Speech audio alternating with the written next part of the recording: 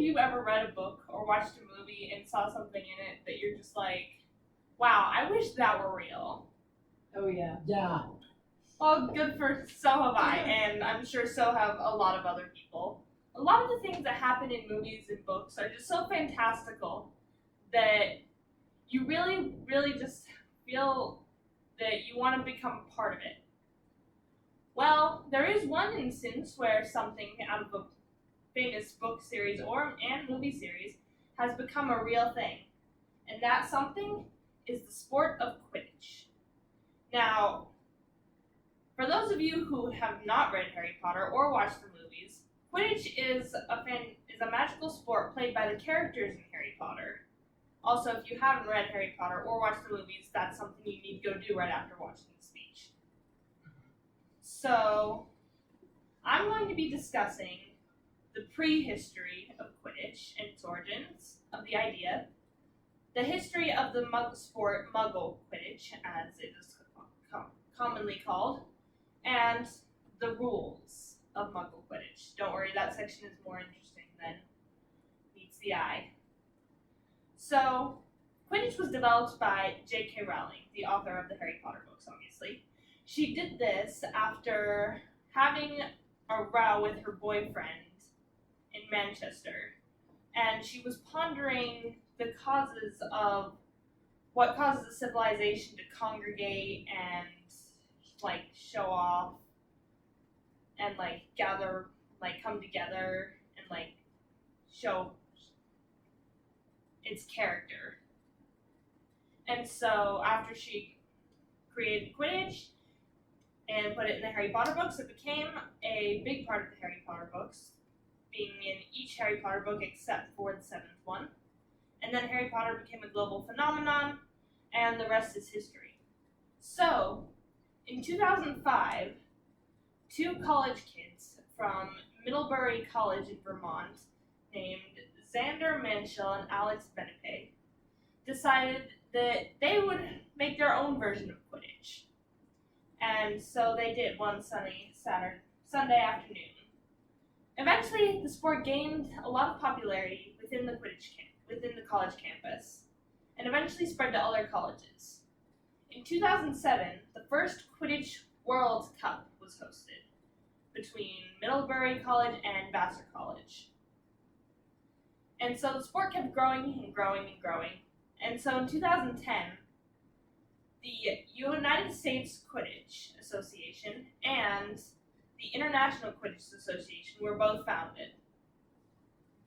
A year later, the first transcontinental Quidditch game was played between Vassar College from America and the University of Vasa from Finland. So clearly the sport had grown a lot since 2005. And then the sport kept growing and growing and eventually became so big that in 2014, the International Quidditch Association split from the United States Quidditch, because originally they were together when they were created. So, how exactly is Quidditch played? Because in the books and movies, they have flying brooms and balls that have minds of their own and do what they want.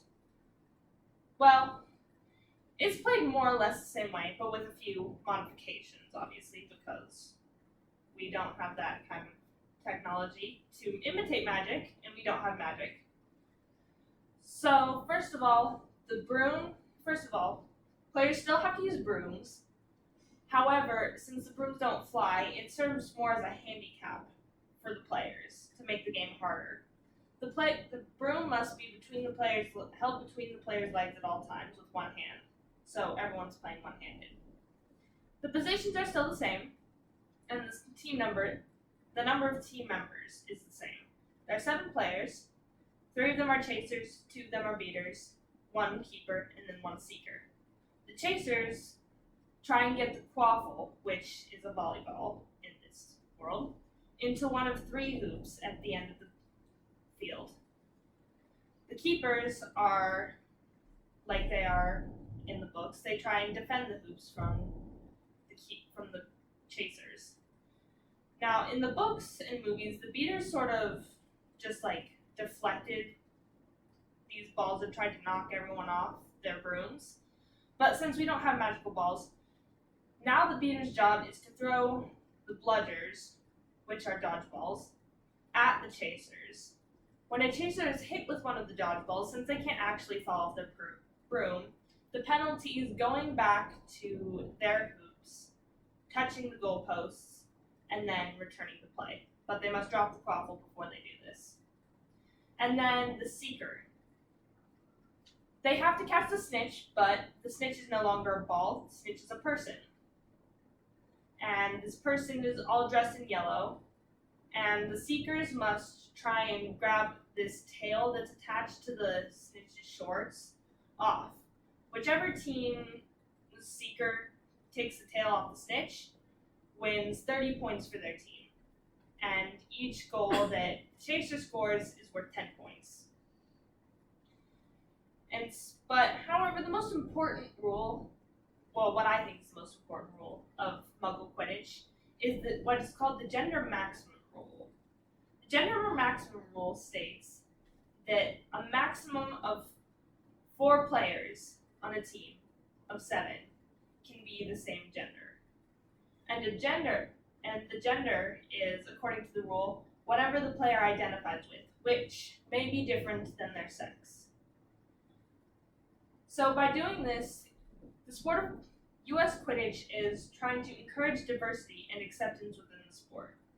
So anyone could play, which is like really what Quidditch is all about. You know, it's just a fun sport that anyone could do, and I think it's really important. So, thanks. So, Quidditch is a fun sport. You know, it's fun for both Harry Potter fans and non-Harry Potter fans alike. And I hope you learned something from this speech, and will continue to investigate the wonders of Quidditch and maybe even play a game of it sometime. Thank you.